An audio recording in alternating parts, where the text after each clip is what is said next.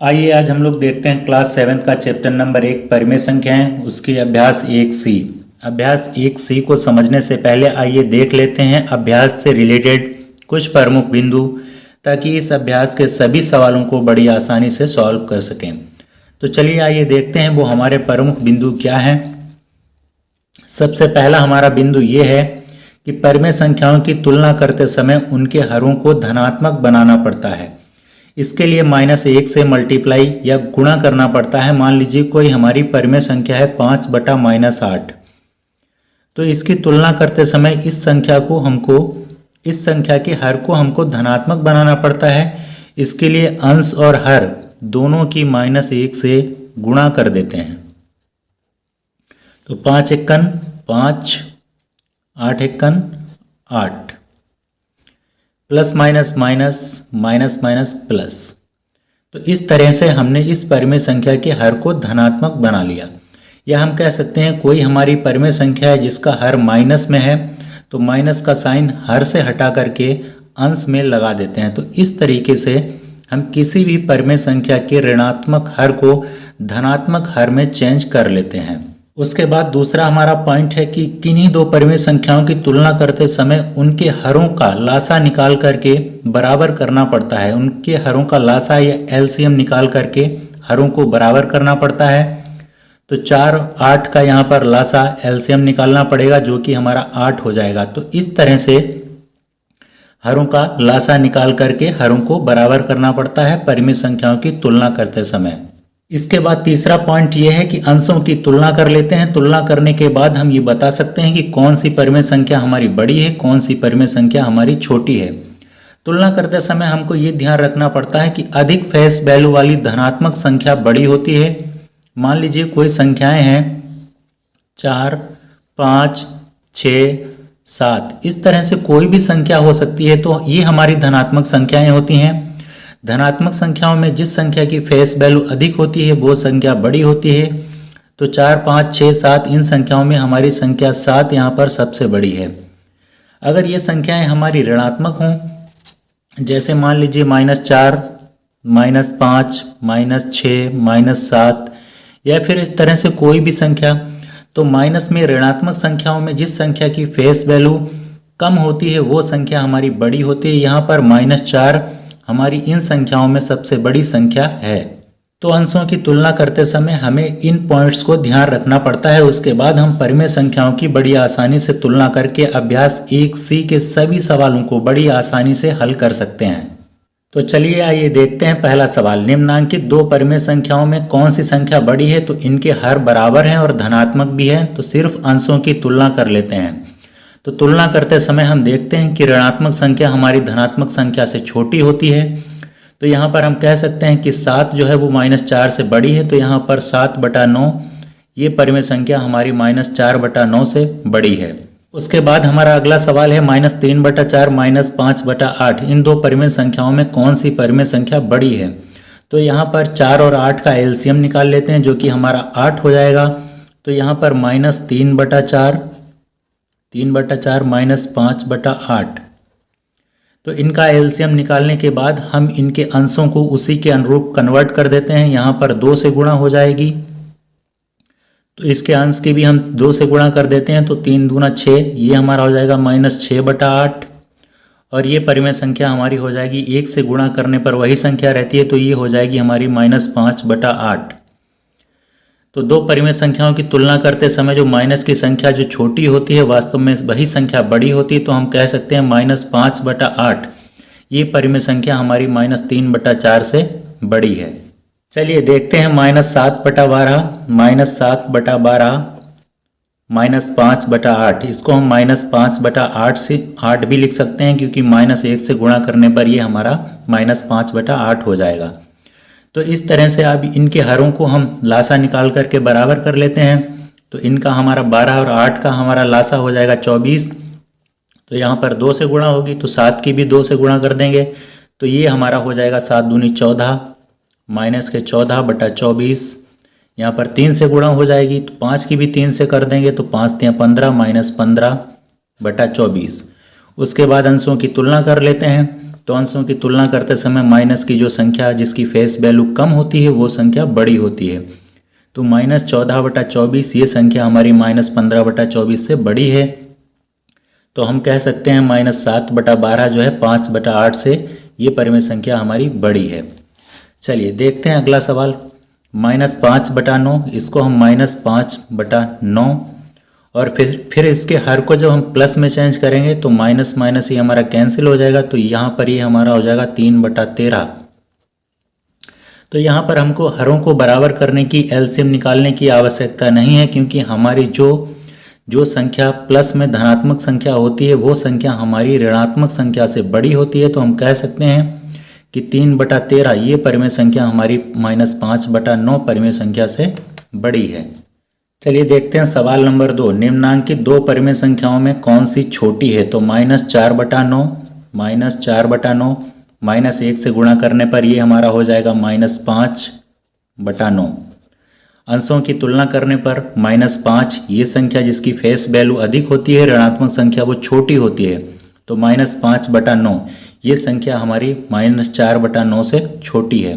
तो इस तरह से यहाँ पर लेस देन का साइन लगा देते हैं। उसके बाद हमारा अगला सवाल है 6/11।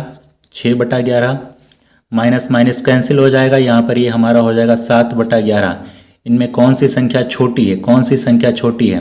तो अंशों की तुलना करते हैं तो 6 हमारा 7 से छोटा है। तो हम कह सकते हैं 6/11 हमारी 7/11 से ये परिमेय संख्या छोटी है। चलिए देखते हैं 16/-7। इस संख्या को हम -16/7 के रूप में लिख सकते हैं। 3 को हम परिमेय संख्या 3/1 के रूप में लिख सकते हैं। तो इन संख्याओं में कौन सी संख्या छोटी है? तो माइनस का जो पूर्णांक होता है वो हमारा धनात्मक पूर्णांक से छोटा होता है। तो यहाँ पर -16/7 ये परिमेय संख्या हमारी 3/1 से छोटी है। 3 को हम 3/1 के रूप में भी लिख सकते हैं, क्योंकि अगर हम 3 को 1 से भाग करेंगे तो हमारा 3 ही आ जाएगा। तो इस तरीके से हम किसी भी पूर्णांक को परिमेय संख्या के रूप में लिख सकते हैं और लिखने के बाद उसकी हम दूसरी परिमेय संख्या से तुलना कर सकते हैं। अगला सवाल हमारा है 4/3। तो यहाँ पर हम इसको लिख सकते हैं -4/3 -8/9 -8/9। यहाँ पर हम इन संख्याओं की तुलना करते समय इनके हरों का लासा निकाल करके बराबर करते हैं।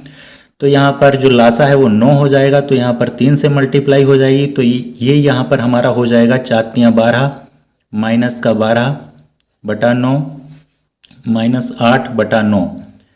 अब इसके बाद हम अंशों की तुलना कर लेते हैं। तो तुलना करते समय माइनस का जो हमारा पूर्णांक जिसकी फेस वैल्यू अधिक होती है वो पूर्णांक हमारा छोटा होता है। तो हम कह सकते हैं 4/3 ये परिमेय संख्या -8/9 से हमारी ये परिमेय संख्या छोटी है। आइए अब देखते हैं सवाल नंबर 3। निम्नांकित प्रश्नों में उत्तर के 4 विकल्प दिए गए, जिनमें से एक सही है। सही उत्तर छाटिए। परिमेय संख्या -4/18 के समतुल्य या बराबर परिमेय संख्या कौन है? तो इन परिमेय संख्याओं को इनके सरलतम रूप में लिख लेते हैं। -4/18 को जब हम इनके मासा 2 से भाग करेंगे तो ये हमारा हो जाएगा -2/9। इस तरह से हम 2/9 को भी -2/9 के रूप में लिख सकते हैं। तो हम देखते हैं कि ये परिमेय संख्या हमारी इस परिमेय संख्या के बराबर है, समतुल्य है।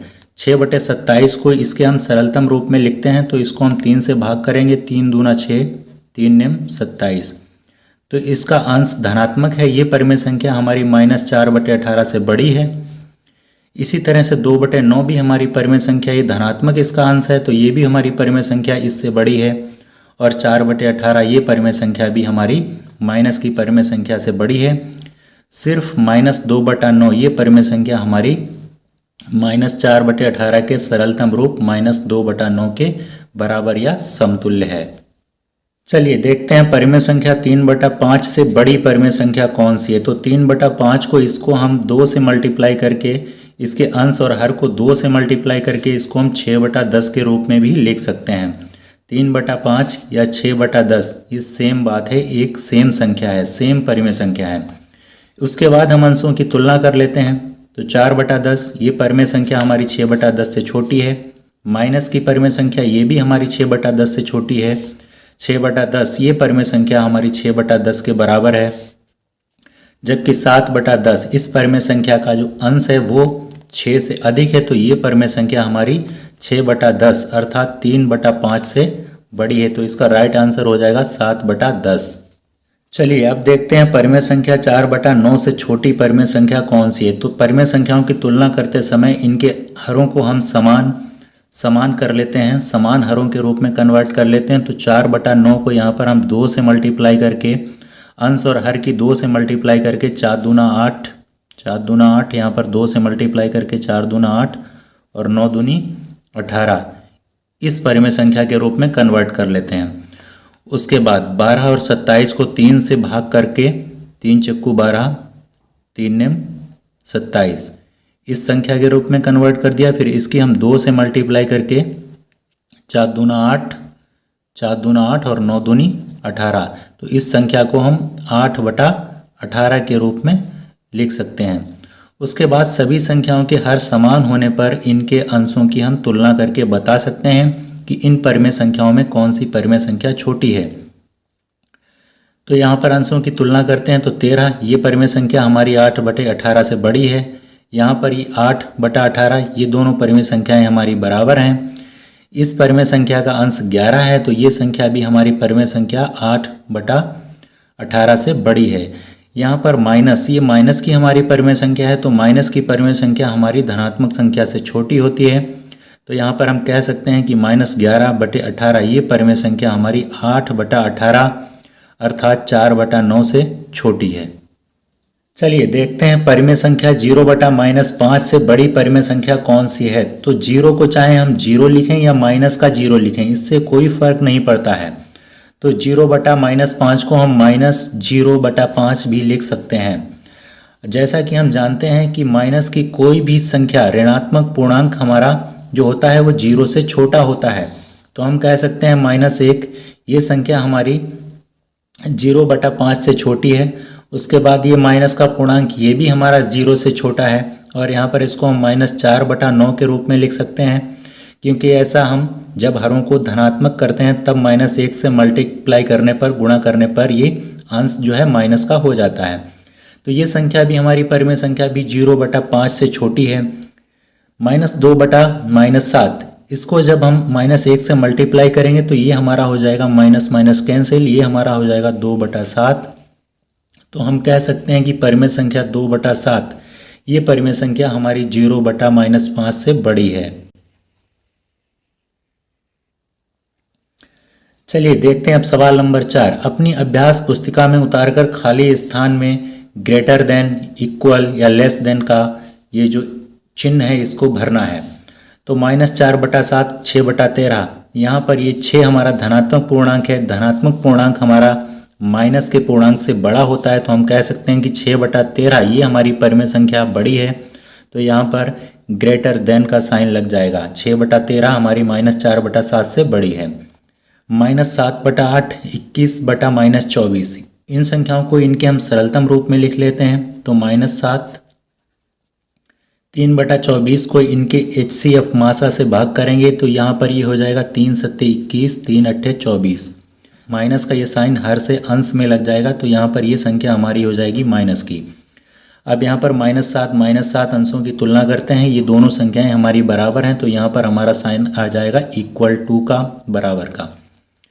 उसके बाद चलिए अब देखते हैं -9/-10 इन संख्याओं को इनके हरों को समान बना करके इनकी भी तुलना कर लेते हैं। 8/9 तो यहाँ पर इनका हर हो जाएगा 90, इनका लासा 90 हो जाएगा। तो यहाँ पर इन संख्याओं का लासा 90, तो यहाँ पर 9 से मल्टीप्लाई हो जाएगी। यहाँ पर ये हमारा हो जाएगा 9 नेम 81, इसको हम लिख सकते हैं 81/90। यहाँ पर 10 से मल्टीप्लाई हो जाएगी, तो यहाँ पर ये हमारा हो जाएगा, अंश की भी 10 से मल्टीप्लाई हो जाएगी, तो यहाँ पर ये हमारा हो जाएगा 10 8 80/90। तो हम देख सकते हैं कि यहाँ पर ये संख्या हमारी 9/10 ये परिमेय संख्या हमारी 8/9 से बड़ी है। तो यहाँ पर हम ग्रेटर देन का साइन लगा देते हैं। तो इस तरीके से हम इन सभी संख्याओं में उपयुक्त जो चिन्ह है उसको बड़ी आसानी से भर सकते हैं।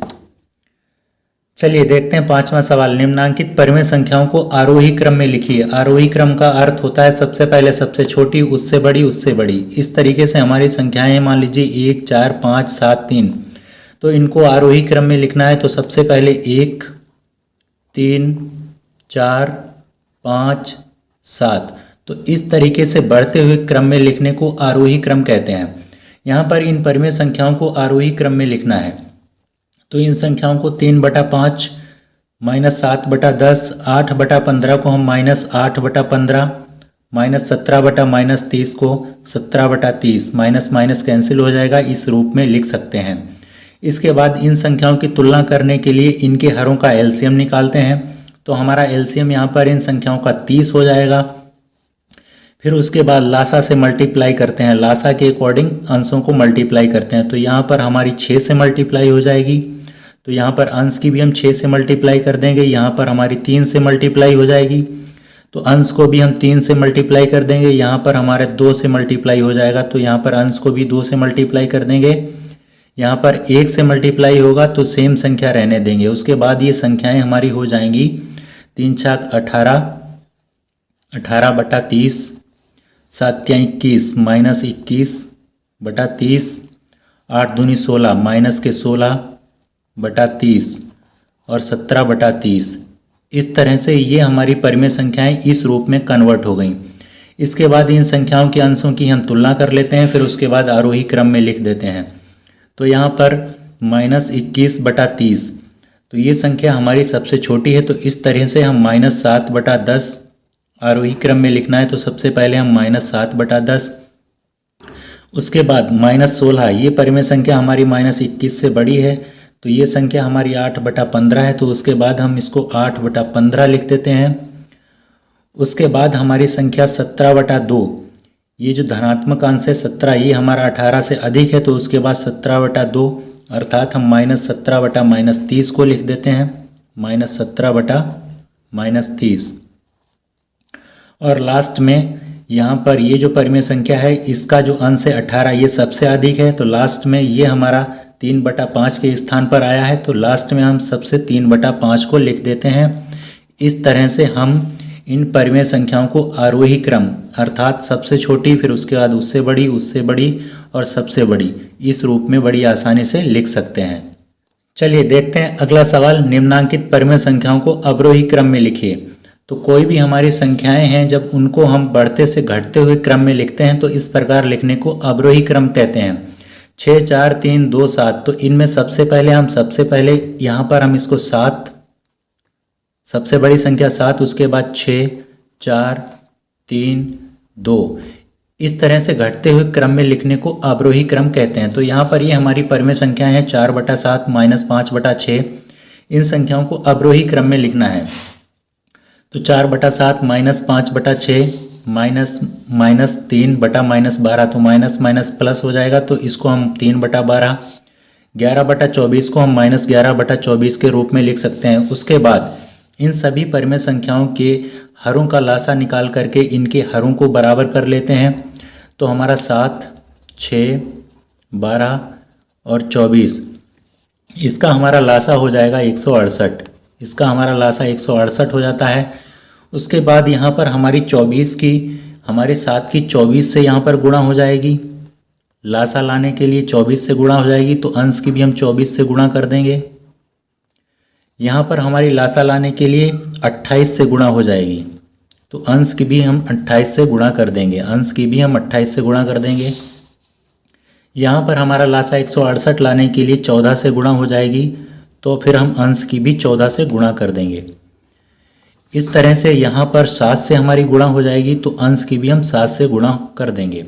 तो फिर हमारी ये संख्याएं जो हैं, ये संख्याएं हमारी चेंज हो जाएंगी। 24 चक्कू 96, 24×96 यहाँ पर 28 पंजे, 5 8 40 को जीरो हासिल लेके 4, 5 दूनी 10 और 4 14, 28 पंजे 140/168 माइनस के 140/168, 14×42, 14×42/168 और यहाँ पर 11×7 77 माइनस के 77/168। उसके बाद फिर हम इन सभी संख्याओं के अंशों की तुलना करके इनको आरोही क्रम में या अवरोही क्रम में बड़ी आसानी से लिख सकते हैं। तो यहाँ पर इन संख्याओं को हमने समान हरों वाले संख्याओं के रूप में कन्वर्ट कर लिया है। अब इसके बाद इनके अंशों की तुलना करके इनको अवरोही क्रम में लिख देते हैं। तो यहाँ पर हम देखते हैं 96/168, इस संख्या का अंश सबसे अधिक है, तो ये संख्या हमारी सबसे बड़ी है। तो ये 96/168 जो है ये हमारी परिमेय संख्या 4/7 के स्थान पर आई, तो हम कह सकते हैं 4/7 ये हमारी सबसे बड़ी परिमेय संख्या है। उसके बाद अंशों की जब हम कंपेयर करते हैं तो हम देखते हैं कि यहाँ पर ये 42, उसके बाद हमारी 96 से जो छोटी संख्या है वो 42/168 है। 42/168 ये हमारा -3/-12 इसके स्थान पर आया है। तो इसके बाद हमारी जो इससे छोटी परिमेय संख्या है वो है हमारी -3/-12। उसके बाद हम देखते हैं अंशों की जब तुलना करते हैं तो हम पाते हैं कि यहाँ पर -77 और -140, तो इसमें -140 ये संख्या हमारी -77 से छोटी है। तो यहाँ पर हम कह सकते हैं कि -77 जो है ये संख्या बड़ी है, तो ये -77 जो है ये हमारा 11/-24 के स्थान पर आया है। तो हम यहाँ पर इसको लिख सकते हैं 11/-24। लास्ट में हमारी संख्या बचती है यहाँ पर -140/168, ये संख्या हमारी -5/6 के स्थान पर आई है। ये परिमेय संख्या सबसे छोटी है, तो लास्ट में हम लिख देते हैं -5/6। तो इस तरह से हमने इन संख्याओं को, इन परिमेय संख्याओं को इनके अवरोही क्रम में लिख दिया। सबसे पहले सबसे बड़ी, उसके बाद उससे छोटी, उसके बाद उससे छोटी और लास्ट में सबसे छोटी। तो इस तरह से परिमेय संख्याओं के हरों को समान करने के बाद उनके अंशों की तुलना करके इन परिमेय संख्याओं को हमने उनके अवरोही क्रम में बड़ी आसानी से लिख दिया। तो उम्मीद करता हूँ ये वीडियो अभ्यास 1C को समझने में काफ़ी उपयोगी साबित होगा। मिलते हैं नेक्स्ट वीडियो में, तब तक के लिए थैंक यू सो मच।